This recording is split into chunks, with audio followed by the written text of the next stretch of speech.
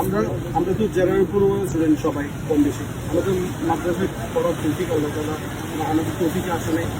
আমাদের জন্য কিরকম সিলেবাসে পড়ালেখা আমাদের জন্য করণীয়, এটা যদি বলতে। শুক্রিয়া ভাই, এটা খুব গুরুত্বপূর্ণ প্রশ্ন, কারণ আমাদের মধ্যে ম্যাক্সিমাম যুবকই মাদ্রাসায় পড়ে থাকে। এখন এদের সংখ্যা নিঃসন্দেহে মাদ্রাসায় পড়ার ছাত্রদের সংখ্যার চেয়ে বেশি। যদি মাদ্রাসায় 20% ছেলে পড়ে থাকে, এখানে দেখবেন 60% ছেলে জেনারেলে পড়ছে। এখন এই হিউজ কমিউনিটিকে বাদ দিয়ে কি ইসলাম কায়েম করা সম্ভব, বা ইসলামের ফ্লো সৃষ্টি করা সম্ভব কিনা? আর ইসলাম কি শুধু এক শ্রেণীর মানুষের সম্পত্তি কিনা, না সবার জন্য? এই জেনারেল লাইনের হিউজ সংখ্যক মানুষ যারা SSC, intermediate, honours, masters, BBA MBA করেছে, মাঝপথে হেডার পেয়েছে অথবা পড়াশোনা শেষ করে হেডার পেয়েছে, এদের জন্য এখন পড়াশোনার কী ব্যবস্থা? যদি এদের মধ্যে কেউ চায় যে আমি অনার্স করব, পাশাপাশি আমি দাওরা করব, সম্ভব কিনা? খুব ডিফিকাল্ট, অনেক ডিফিকাল্ট। আবার এমন প্রতিষ্ঠান কয়টা আছে যেখানে একটা জেনারেল শিক্ষিত ছেলে জেনারেল পড়ার পাশাপাশি মাদ্রাসার সাবজেক্টগুলো পড়তে পারবে? কয়টা আছে? খুব কম। আবার এমন প্রতিষ্ঠান কয়টা আছে যেখানে আপনি দেখবেন যে জেনারেল ছাত্রদের জন্য 4 বছর, 5 বছর, 6 বছরের মৌলানা কোর্স আছে। 5 বছর পড়লে সে মৌলানা হবে, 6 বছর পড়লে সে মৌলানা হবে। এমন কয়টা প্রতিষ্ঠান আছে? নিঃসন্দেহে এগুলোর সংখ্যা খুব কম, এবং সবাই এগুলোতে ভর্তি হওয়ারও যোগ্যতা রাখে না, সুযোগও রাখে না। এমনকি আমি নিজের কথাই বলছি যে আমাকে পর্যন্ত এরকম কয়েকটা প্রতিষ্ঠানে ভর্তি নেয়নি। যখন আমি গিয়েছি বলেছে তুমি বিতর্কিত মানুষ, এবং কেউ কেউ টেকনিক্যালি এড়িয়ে গেছে যে না, তোমাকে নিলে আমাদের সমস্যা হতে পারে। তো আমরা তো অনেক সময় বলি যে দিনের পথে হেদায়েতে আসলে আলেম ওলামা সোহবতে গিয়ে থাকতে হবে, পড়াশোনা করতে হবে। সবাইকে এই সুযোগটা দিচ্ছে আদৌ? এখন একটা জেনারেল লাইনে পড়বো ছেলে, কিছু সাবজেক্ট তাকে কাভার করতে হবে। এই সাবজেক্টগুলো কাভার না করা পর্যন্ত কিন্তু সে ইসলামের বেসিকটা বুঝবে না। দুইটা অপশন আছে, এই সাবজেক্টগুলো মাদ্রাসায় গিয়ে ভর্তি হয়ে পড়া, অথবা মাদ্রাসায় শর্ট কোর্স 4-5 বছরের কোর্সের মধ্য দিয়ে পড়া, অথবা যদি এই সুযোগ মাদ্রাসা কর্তৃপক্ষ না দেয় তাহলে তাকে নিজে নিজেই পড়তে হবে জানার জন্য। কারণ ইসলাম তো কারো পৈতৃক সম্পত্তি না, তাই না? আমি তো ইসলাম চর্চা করার অধিকার রাখি। এবার আসেন, হ্যাঁ, পড়াশোনা করে আমি ফতোয়াবাজি করবো না, জানার জন্য তো করতে হবে। তাহলে যুবকরা এখন কি করবে? এবং এইসব যুবকদের সংখ্যা কয়েক কোটির মতো, এবং তারা আল্লাহর পথে আসতে চাচ্ছে। আসার পরে তারা কোনো সিলেবাস পাচ্ছে, বিক্ষিপ্ত পড়াশোনা করছে। আজকে একটা বই, কালকে আরেকটা বই, আজকে অমুক টপিকের বই, কালকে অমুক টপিকের বই, কোনো কনস্ট্রাক্টেড পড়াশোনা নাই।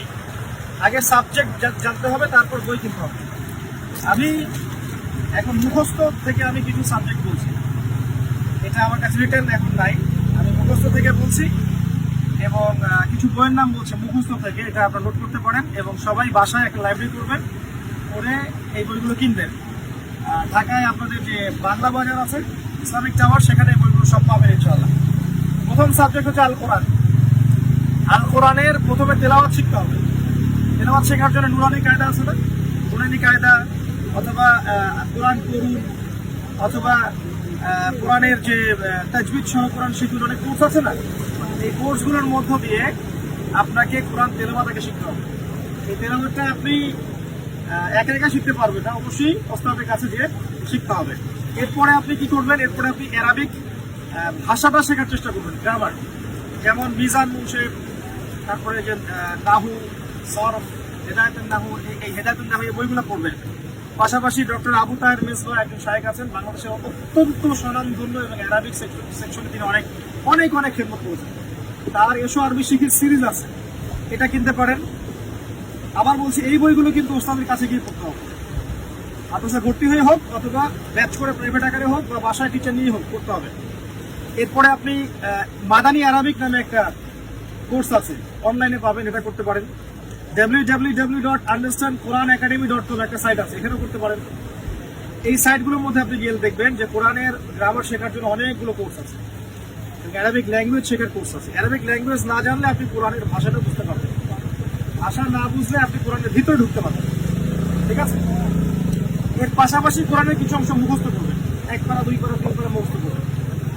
আর ইম্পর্টেন্ট সূরাগুলো, ইম্পর্টেন্ট আয়াতগুলো একটু মুখস্থ করতে হবে, যেগুলো দাওয়াত দেওয়ার জন্য লাগছে, ঠিক আছে? এরপরে আপনি কোরআনের তাফসিরে যাবেন, আর কোরআনের তাফসিরে সবচেয়ে সহজ তাফসিরগুলো আগে পড়বেন, যেমন মারিফুল কোরআন, তারপরে আপনার তাফসির ইবনে কাসির, তারপরে তাফসির জালালাইন, হ্যাঁ, মুজিহুল কোরআন, তারপরে তাউজিহুল কোরআন, এরকম যে তাফসিরগুলো আছে এগুলো আপনি বাংলা বাজারে পাবেন। একাধিক তাফসির কিনে বাসায় লাইব্রেরি করেন, ডেইলি 5টা করে আয়াত পড়েন। যদি কোনো আয়াত বুঝতে সমস্যা হয় বা আপনি ব্যাখ্যা করতে পারছেন না, বুঝতে পারছেন না, আপনি আলেমকে জিজ্ঞাসা করুন। কোন আলেমকে? যে আলেমকে আপনার কাছে মনে হয় যে তিনি কোরআন শোনার বেশি কাছাকাছি। আর আলেম সেই যে ব্যক্তি তার জানা অনুযায়ী আমল করেন। অবশ্যই জ্ঞান থাকতে হবে, আমলও থাকা জরুরি, এটা আলেম হওয়ার অন্যতম একটা শর্ত। লিমা তাকুলুনা মা লা তাফআলুন, আল্লাহ পাক বলেছেন, তুমি এমন কথা কেন বলো যেগুলো নিজেই করো না।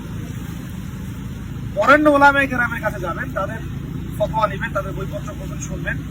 আলেমদের কাছে যাওয়ার ক্ষেত্রে সাম্প্রদায়িক হবেন না, যে আমি একটা দল করি, এই দলের আলেম ছাড়া অন্য দলের আলেমে যাবো না, আমি একটা মানহাজ মানি, এই মানহাজ ছাড়া অন্য মাযহাবের আমি আলেমের কাছে যাবো না, বা আমি তাবলীগ জামাত করি তাই আমি অন্য কারো কাছে যেতে পারবো না, এমন নয়।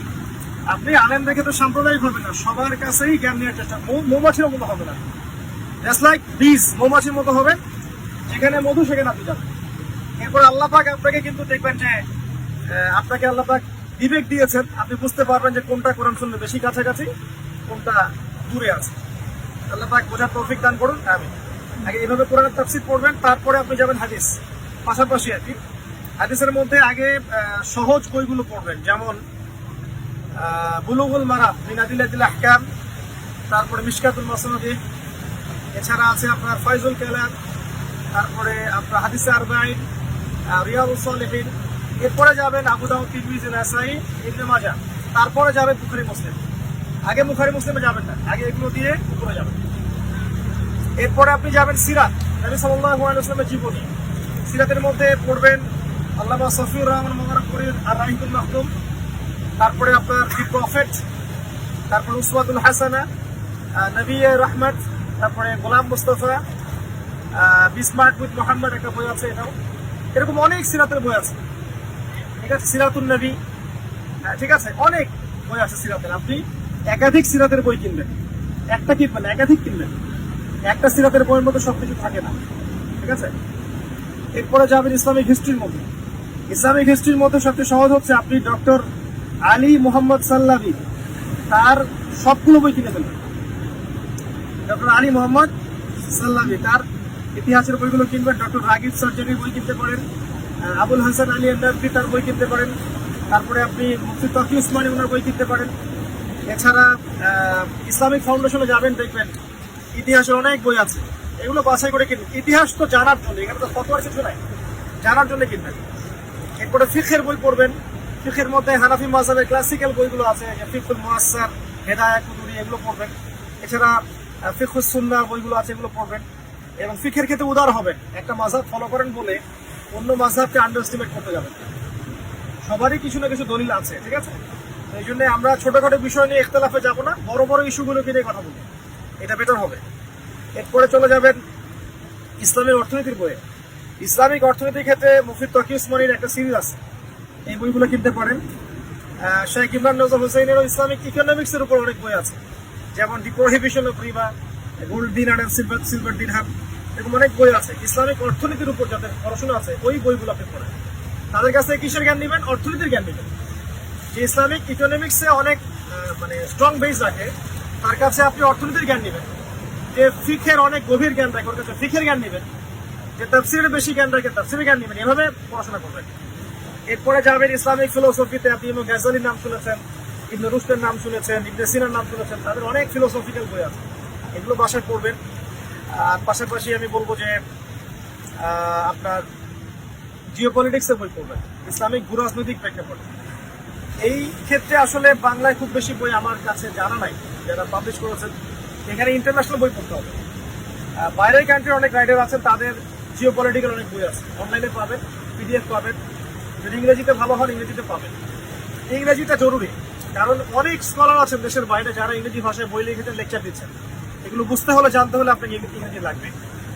আর কুফফারদের সাথে ডিল করতে হলে এখন ওদের ভাষাটা জানতে হবে।